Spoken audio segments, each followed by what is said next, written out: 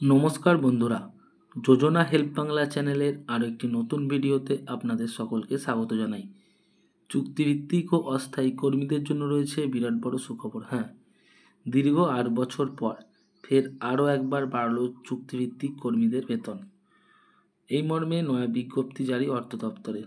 তো কাদের ক্ষেত্রে কতটা পরিমাণ বাড়ানো হলো বেতন, এই সংক্রান্ত বিস্তারিত জেনে নিন আজকের এই ভিডিও থেকে।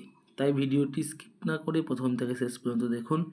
আর চ্যানেল নতুন হলে অবশ্যই চ্যানেলটিকে সাবস্ক্রাইব করে নেবেন।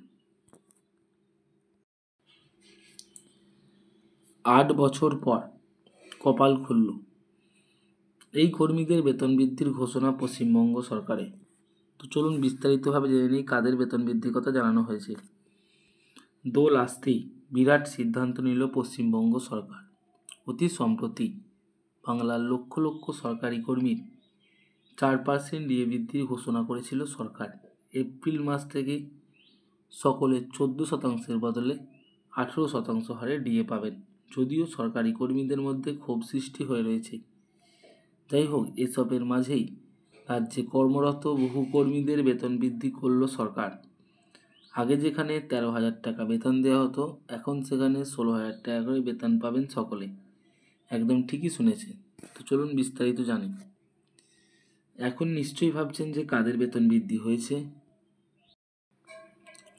রাজ্যের বাস চালক থেকে শুরু করে কন্ডাক্টরদের বেতন বৃদ্ধি করা হয়েছে। মূলত রাজ্য সরকারের নিযুক্ত চুক্তিভিত্তিক বাস চালকদের বেতন বাড়ানো হয়েছে। এর ফলে বেজায় খুশি সকলে। সরকারের তরফে এই বিষয়ে ইতিমধ্যে একটি নির্দেশিকা জারি হয়েছে।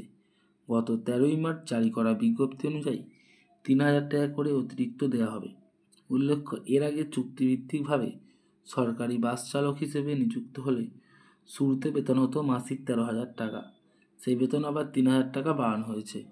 অর্থাৎ এবার থেকে চুক্তিভিত্তিক সরকারি বাস চালকেরা প্রথম থেকেই 16,000 টাকা করে পাবেন বেতন।